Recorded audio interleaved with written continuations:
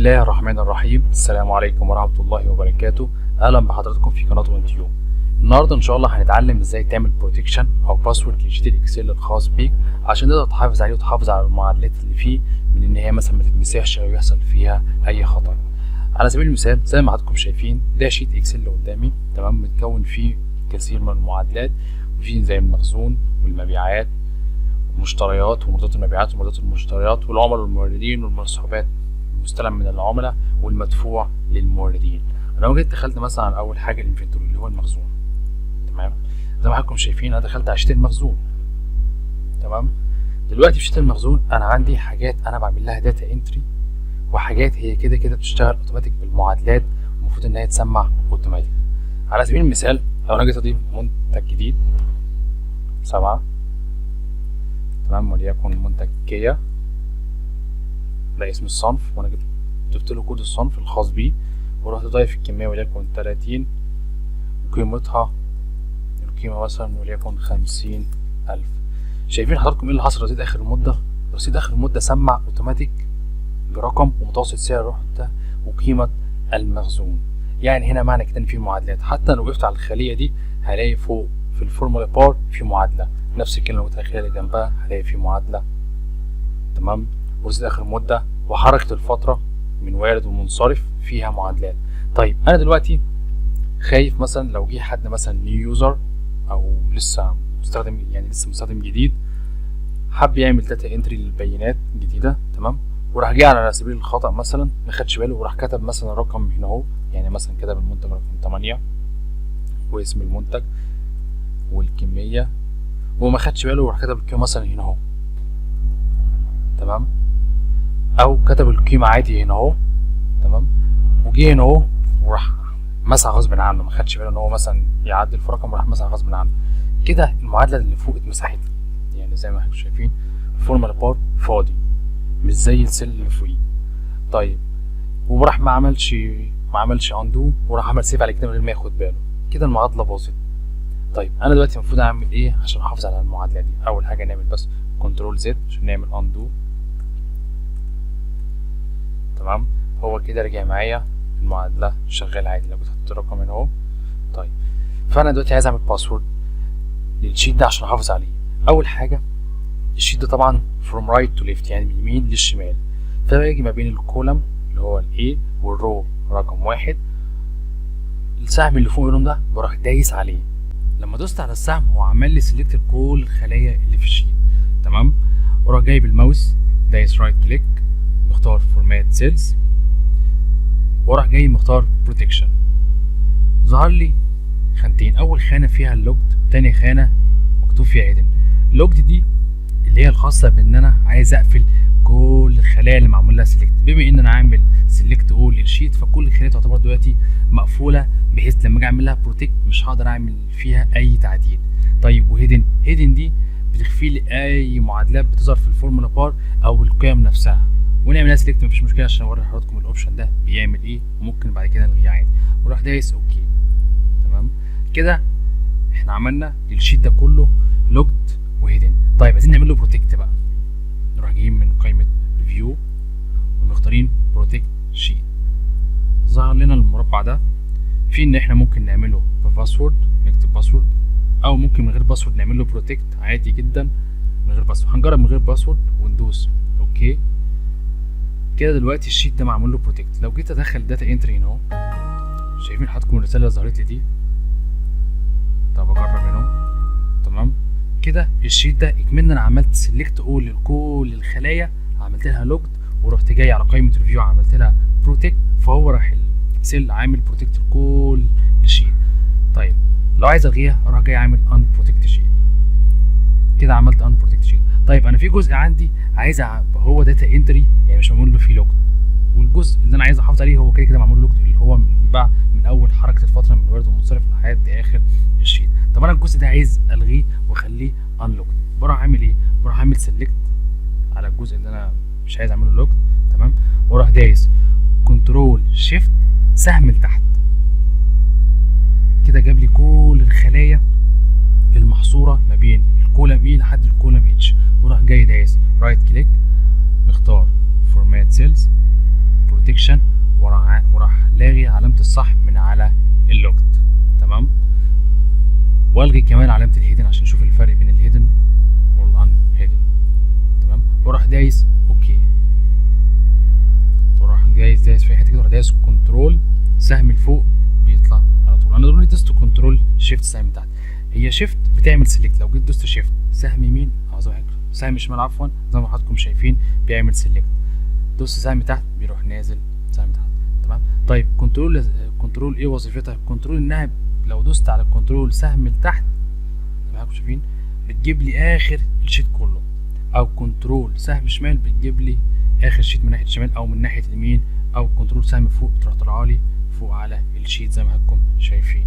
تمام، فانا بدوس كنترول شيفت سهم لتحت، يعني كنترول انزل لتحت بشيفت بكل الخلايا حددها لي والسهم لتحت. طيب انا عملت كل الخلايا دي انلوك. دلوقتي لو جيت عملت بروتكت شيت اوكي، هنا ندخل صنف جديد 9. تمام، بكتب عادي اهو.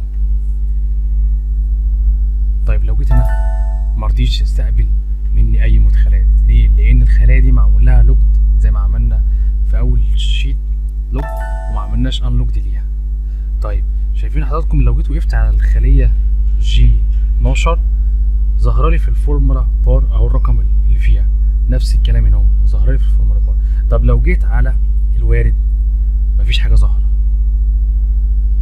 طيب المنصرف رصيد اخر المده اللي فيه القيمه اصلا مكتوبه برده مش ظاهر في الفورمولا بار، وما ينفعش اضغط عليه في الفورمولا بار. ليه؟ عشان ده كان معمول له هيدن، يعني الجزء ده معمول له هيدن باللوجد، والجزء ده عملت له ان هيدن وان لوجد، فعشان كده الجزء ده اقدر اتحكم فيه.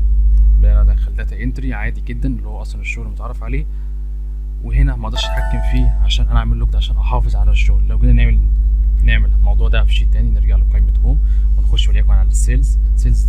في شيت السيلز ده برضو معمول فيه معادلات. تمام، وليكن مثلا معمول فيه معادلات. اول معادله معمول مثلا لو انا جيت مثلا عملت مبيعات وليكن بكتب في البيان مثلا بيع سياره، شايفين اللي حصل حضراتكم ايه؟ ان التاريخ بيظهر اوتوماتيك والمسلسل بيظهر اوتوماتيك. نفس الكلام لو جيت كتبت بيان تحت تاني اهو بيظهر لي تاريخ اوتوماتيك والمسلسل اوتوماتيك 2 وهكذا. فانا عايز احافظ على الشغل ده.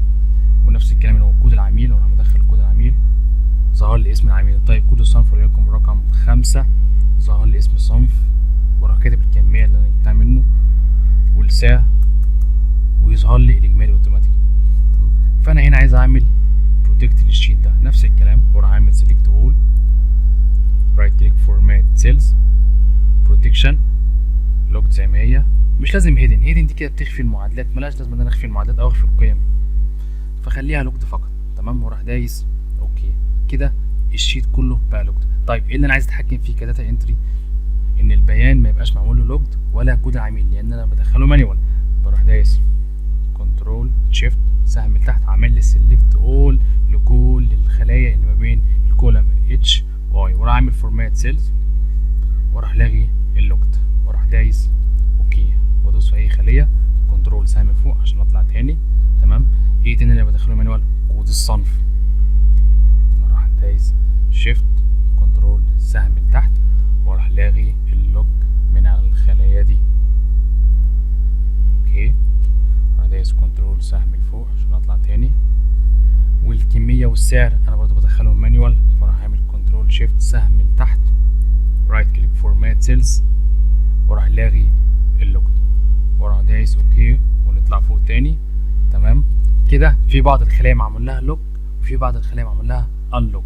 طيب نفعل بقى البروتكت ازاي؟ من قائمه ريفيو ونروح دايسين بروتكت شيت ونروح دايسين اوكي. نجرب بقى كده اهو، نكتب اي حاجه هنا مرضيش يستقبل. طيب في البيان ريدي يستقبل. طيب في كود العميل ممكن امسحه، ينفع امسحه. طب في اسم العميل لا مرضيش. طب في كود الصنف ينفع يستقبل كود صنف تاني وليكن رقم 1 جاب لي اسم الصنف. طب ينفع الغي هنا اهو؟ لا مقدرش اتحكم هنا. ينفع اتحكم عادي جدا. والسعر نفس الكلام. طيب الاجمالي اقدر اتحكم فيه؟ لا مقدرش اتحكم فيه عشان معمول له لوج. طيب كده عرفنا ازاي نعمل بروتكت شيت. لو حابين نلغي البروتكت من قائمه ريفيو برضو نعمل ان بروتكت. حابين نعمل باسورد زي ما بنعمل بروتكت بس بنعمل انسيرت الباسورد اهو، وهنا الباسورد يعني هنا براحتك، مش شرط يكون ست ارقام، لا ممكن حرف واحد او رقم واحد، وليكن رقم ايه. اوكي، بتاكد على الباسورد التاني. اوكي، هو ايه الفرق بس ان انا عملت باسورد ما عملتش باسورد؟ الباسورد ان انا عملت باسورد لما باجي الغي البروتكت واعمل ان بروتكت شيت بيطلب مني ان انا اعمل انسيرت للباسورد عشان يقدر يعمل ان بروتكت، انما لو ما عملتش باسورد بيعمل ان بروتكت للشيت على طول. ادوس على الباسورد تاني. اوكي كده عملت ان بروتكت شيت.